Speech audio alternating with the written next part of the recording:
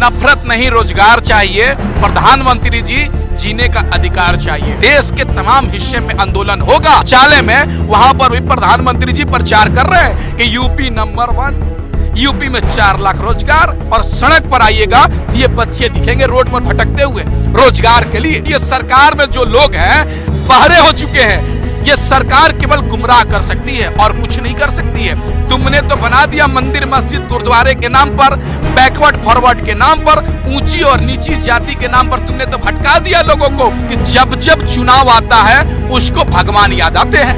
अब भाजपा को भगवान याद आ गए हैं। अब सब बच्चे पकौड़े तलने लगेंगे तो खाएगा कौन, खरीदेगा कौन पकौड़ा हमसे।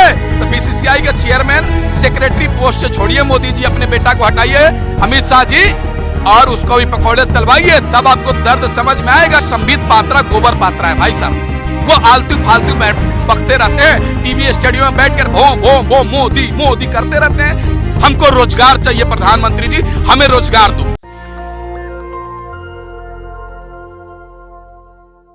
इस वक्त हम लोग जंतर मंतर पर हैं और जंतर मंतर पर छात्रों का प्रदर्शन चल रहा है।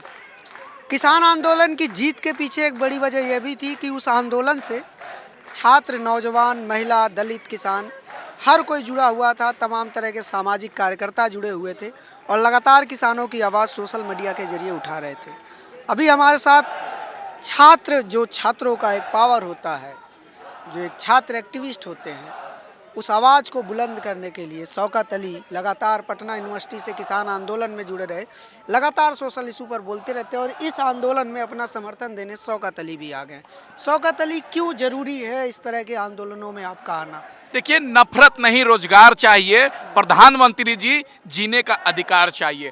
आज देश के अंदर रोजगार नीति बनाने की जरूरत है जिससे देश के युवाओं को रोजगार दिया जा सके। क्योंकि ये सरकार केवल सपने दिखाती थी कि हर साल 2 करोड़ रोजगार देंगे, स्टार्टअप इंडिया के माध्यम से नौकरी के लिए नए नए अवसर पैदा करेंगे, लेकिन सरकार मुद्दे पर, जो रोजगार के मुद्दे हैं उस पर सरकार ये फेल साबित हुई। इसलिए मजबूरन हमको देश की राजधानी दिल्ली जंतर मंतर पे आकर सरकार को आंखें दिखाने की जरूरत पड़ी है, सरकार से रोजगार मांगने की जरूरत है। और ये जो आप देख रहे हैं रोजगार संसद, जो छात्रों का आंदोलन दिख रहे हैं, ये देश के तमाम हिस्से में आंदोलन होगा। आज बताइए, 2018 में ग्रुप डी के बच्चे फॉर्म अप्लाई करते हैं, 3 साल हो जाता है, 2022 के फरवरी में एग्जाम होगा। विधानसभा और लोकसभा के चुनाव 3 महीने में कंप्लीट हो जाते हैं, लेकिन बच्चों के ज्वाइनिंग कराने में 3 वर्ष लग जाते हैं। एसएससी जीडी के बच्चे 2018 में फॉर्म अप्लाई करते हैं, मेडिकल फिट हो जाते हैं, रिटेन एग्जाम पास करते हैं, फिजिकल पास कर जाते हैं, तमाम तरह के जो सरकार की और एसएससी के गाइडलाइंस है उसको पार कर जाते हैं, लेकिन उस बच्चों को अभी तक ज्वाइनिंग नहीं दिया जाता है। वो भटक रहे हैं खुले आसमान के नीचे, सड़क पर ठंडी में 3 साल से भटक रहे हैं और प्रधानमंत्री से कह रहे हैं कि प्रधानमंत्री जी हमें वर्दी दो, नहीं तो अर्थी दो। लेकिन प्रधानमंत्री जी सुनने को तैयार नहीं है, देश का गृह मंत्रालय सुनने को तैयार नहीं है, एसएससी का चेयरमैन सुनने को तैयार नहीं है। क्यों भाई? बच्चे आज सड़क पर भटक रहे हैं। क्या सरकार की जिम्मेदारी नहीं है नौकरी देना? जो सरकार कहती है कि 6 महीने में कोई भी फॉर्म आएगा प्रतियोगिता परीक्षा को, उसको कंप्लीट कर लेंगे। 3 बरस हो गए, क्यों नहीं कंप्लीट हुआ? एसएससी जीडी का, ग्रुप डी का 3 बरस हो गए, क्यों नहीं कंप्लीट हुआ? कोरोना आ गया था ना। नहीं, आप बताइए, कोरोना में तो चुनाव हो गया विधानसभा का, बिहार विधानसभा का चुनाव हुआ, 5 राज्य का चुनाव हुआ, बंगाल का चुनाव हुआ, अभी उत्तर प्रदेश का चुनाव हो रहे हैं। चुनाव होते रहेंगे, लेकिन बच्चों को नियुक्ति पत्र नहीं मिलेगा, ज्वाइनिंग नहीं मिलेगा, उनके लिए नए नए फॉर्म नहीं आएंगे। आज बताइए, 3 बरस में रेलवे का वैकेंसी नहीं आया, जो देश की सबसे बड़ी एजेंसी है रेलवे, जिसमें हर साल सरकारी नौकरी 2 से 3 लाख हर साल बच्चों को मिलता है, 3 से 4 लाख, लेकिन 3 साल से वैकेंसी नहीं आ रहा है। उस बच्चों का उम्र खत्म हो गया, सरकार उनको उम्र भरपाई करेगी। जो बच्चे तैयारी कर रहे हैं आईटीआई लेकर लोको पायलट का, उनकी उम्र खत्म हो गई, कौन देगा उनको? यूपीएससी के जिसकी आखिरी टर्म थी, वो बच्चे एग्जाम क्वालिफाई नहीं कर पाए, कोरोना के वजह से एग्जाम नहीं दे पाए, फॉर्म नहीं आ पाई। क्या उसको उन बच्चों के लिए उम्र बढ़ाएंगे? मेट्रो से चलते हैं आप? नहीं, बस से चलता हूँ मैं, डीटीसी का बस से चलता हूँ। तो मेट्रो में कभी आप जाइए, आप देखिए कि योगी जी कह रहे हैं 4.5 लाख लोगों को रोजगार नहीं, दिया है। मेट्रो में जाने की जरूरत नहीं है। वो रोजगार का जो बैनर लगा है, देश के तमाम चौक चौराहे पर लगा हुआ है, तमाम मेट्रो स्टेशन पे लगा हुआ है, तमाम जगह पर लगा हुआ है, और लगा ऐसे जगह पे है जहां नाम नहीं लेना चाहिए, जहां बच्चे हगते हैं ना शौचालय में, वहां पर भी प्रधानमंत्री जी प्रचार कर रहे हैं कि यूपी नंबर 1, यूपी में 4 लाख रोजगार। मत बस ये सरकार का अगर रोजगार देखना है, विकास देखना है, न्याय देखना है, तो पेपर में दिखेगा, बैनर में दिखेगा, टीवी स्टूडियो में दिखेगा, बड़े बड़े महंगे जो बड़े बड़ी चैनल है उसमें दिखेगा, और सड़क पर आइएगा तो ये बच्चे दिखेंगे रोड पर भटकते हुए रोजगार के लिए। अब देश की राजधानी, हम पूछ रहे हैं, आप पूछिए ना बच्चों से, कोई झारखंड से आया है, कोई असम से आया है, कोई बंगाल से आया है, कोई मध्य प्रदेश से आया है, कोई बिहार से आया है, घर परिवार छोड़कर, और इसलिए आया है कि हमको वर्दी मिल जाएगा। आप बताइए ना, ये अगर बच्चे नौकरी की तलाश में नहीं रहते तो कहीं कंपनी फैक्ट्री में 20 से 25 हजार नौकरी कमाते, लेकिन इनको शौक है कि मैं देश की रक्षा करूंगा, देश की सेवा करूंगा, देश में जो एजेंसी है उसमें काम करूंगा, तभी जाकर हमारा देश बचेगा। बच्चे कह रहे हैं अब वो भगत सिंह बनेंगे। बिल्कुल भगत सिंह बनना पड़ेगा, क्योंकि ये सरकार में जो लोग हैं बहरे हो चुके हैं, और भगत सिंह ने कहा था बहरों को जगाने के लिए धमाका की जरूरत है। कल बच्चे संसद भवन पे जाने वाले हैं और धमाका करेंगे। धमाका का मतलब सरकार को जगाएंगे और कहेंगे कि हमें ज्वाइनिंग दो, हमारी नए नए भर्तियां निकालो। अब लोग नफरत के नाम पर बंटने वाले नहीं है। यही बच्चे नमो नमो करके, मोदी मोदी करके 2014 में प्रधानमंत्री बनाए नहीं बनाएंगे, यही इसी उम्मीद से बनाए थे कि हमको नौकरी मिल जाएगी, इसलिए नहीं बनाए थे कि हमको सड़क पर आना पड़ेगा। यही किसान 1 साल पहले कृषि कानून आया, कहते थे भाजपा के लोग और मोदी जी उनके मंत्रालय के लोग, ये कृषि कानून अच्छे हैं, बहुत अच्छे हैं, किसानों के फायदे में है। लेकिन 1000 किसानों को जान लेने के बाद, शहीद कराने के बाद, 1 साल किसानों को सड़क पर लाने के बाद लास्ट में वापस करना पड़ा। ये सरकार केवल गुमराह कर सकती है और कुछ नहीं कर सकती है। बच्चे जीतेंगे, क्योंकि बच्चे जो होते हैं, युवा जो होता है, भगत सिंह को मानने वाला होता है, अशफाकुल्ला खान को मानने वाला होता है। उन लोगों ने अपने देश के लिए, देश की आज़ादी के लिए फांसी पर चढ़ गया था, उसी तरीके से देश की आज़ादी को बचाने के लिए। कैसे युवा करेगा? युवा तो जब चुनाव आता है तो जाति के नाम पर, हिंदू मुस्लिम के नाम पर वोट देता है। वही तो कह रहे हैं कि नफरत नहीं, रोजगार चाहिए और जीने का अधिकार चाहिए। अब युवा कह रहा है कि हम नफरती नहीं बनेंगे। तुमने तो बना दिया मंदिर मस्जिद गुरुद्वारे के नाम पर, बैकवर्ड फॉरवर्ड के नाम पर, ऊंची और नीची जाति के नाम पर तुमने तो भटका दिया लोगों को कि जिस गांव में कब्रिस्तान हो सकता है उस गांव में शमशान होना चाहिए, खुले में नमाज नहीं होना चाहिए। इन तमाम तरह के मुद्दों से लोगों को भटकाया जा रहा है, लेकिन अब भटकने वाले लोग नहीं है। देखिए ना, तिरंगा झंडा हाथों में लेकर भारत माता की जय, इनकलाब जिंदाबाद, इनकलाब जिंदाबाद के तमाम तरह के नारे लगते थे। भाजपा के नेता तो कह रहे हैं, केशव प्रसाद मौर्य डिप्टी सीएम है यूपी के, वो कह रहे हैं अयोध्या में निर्माण जारी है, काशी मथुरा की बारी है। देखिए, भारतीय जनता पार्टी का इतिहास रहा है कि जब जब चुनाव आता है उसको भगवान याद आते हैं। अपने बंगाल में चुनाव आया तो बंगाल का हिंदू खतरे में आ गया, बंगाल का चुनाव खत्म हुआ, हिंदू खतरे से बाहर हो गया। अब बिहार में चुनाव आया था, बिहार का हिंदू खतरे में था, अब बिहार से चुनाव खत्म हुआ, हिंदू खतरे से बाहर हो गया। अब यूपी में चुनाव आया है, अब भाजपा को भगवान याद आ गए हैं, अब हिंदू मुस्लिम आ गए हैं। जब देश का प्रधानमंत्री सिख थे, देश का राष्ट्रपति मुसलमान थे, उस समय हिंदू खतरे में नहीं था, लेकिन मोदी जी हिंदू प्रधानमंत्री है तो देश खतरे में हो जाएंगे। ये जुमला है, ये लोगों को बहकावा है, भटकाना है, लेकिन लोग भटकने वाले नहीं हैं। अब लोग जाग चुके हैं, आंकड़े देख रहे हैं भाई साहब, सरकारी जो आंकड़े निकल रहे हैं उसमें रोजगार के जो अवसर हैं खत्म हो चुके हैं। आज कहते थे प्रधानमंत्री पकौड़े तलो, पकौड़े तलो, पकौड़े तलो, ठीक है, MA MBA पकौड़े वाला दुकान खोलेंगे, ठीक है, लेकिन आपका बेटा BCCI का चेयरमैन बनेगा गृह मंत्री जी, 200 रुपये पकौड़े हो जाएंगे, 200 रुपये सरसों का तेल हो जाएंगे, तो पकौड़े तलेगा कौन? अब सब बच्चे पकौड़े तलने लगेंगे तो खाएगा कौन, खरीदेगा कौन पकौड़ा हमसे?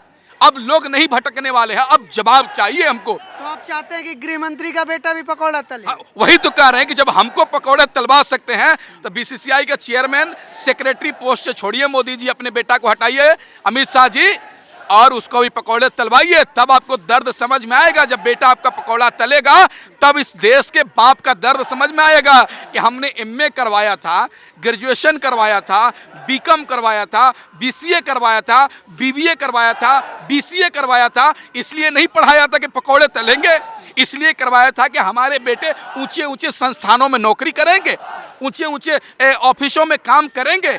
लेकिन ये तो सरकार कह रही है ना एमबीए कर लियो पकौड़े तलो, एमए कर लियो पकौड़े तलो। ये बैंक बेच रहे हैं मोदी जी, देख रहे हैं कि नहीं, बैंक कर्मचारी हड़ताल पर हैं। लेकिन कहाँ सुनने वाले हैं, ये प्रधानमंत्री जी कह रहे हैं कि हम बैंक बेच रहे हैं, तुम चाय बेचो।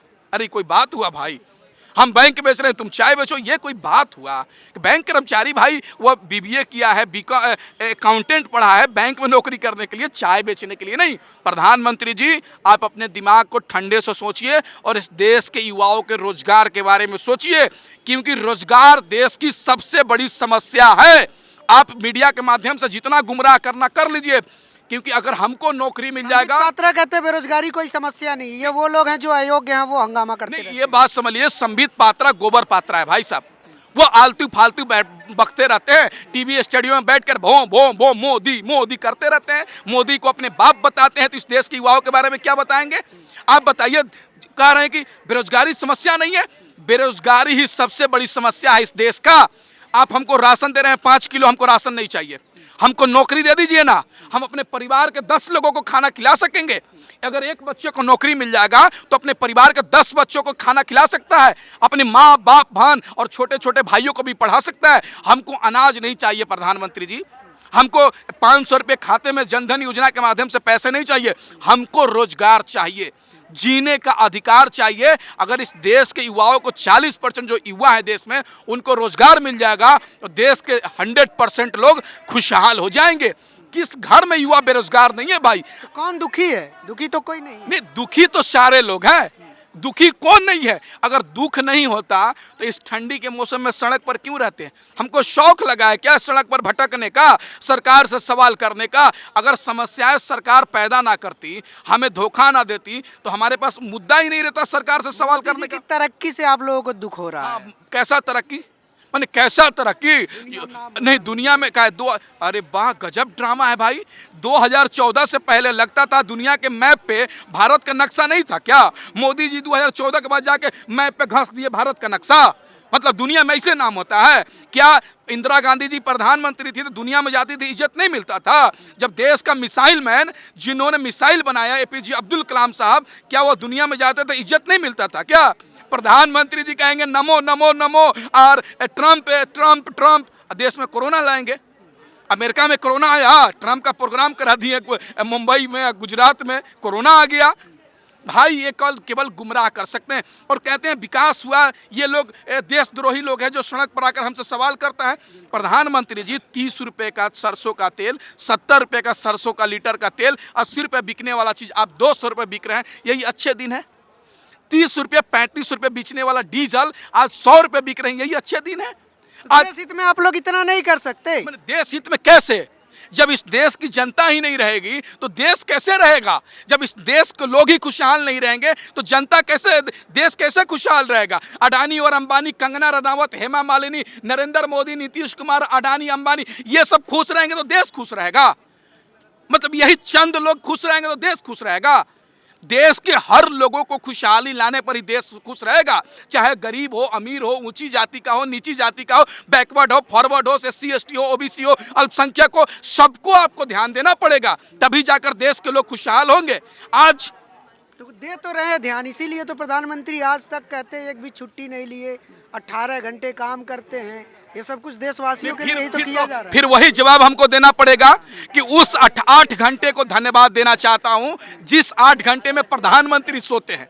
नहीं तो उस 8 घंटे में हमको देश भी बेच देते, जैसे रेल को बेच रहे हैं, भेल को बेच रहे हैं, उस तरह देश को भी बेच देते।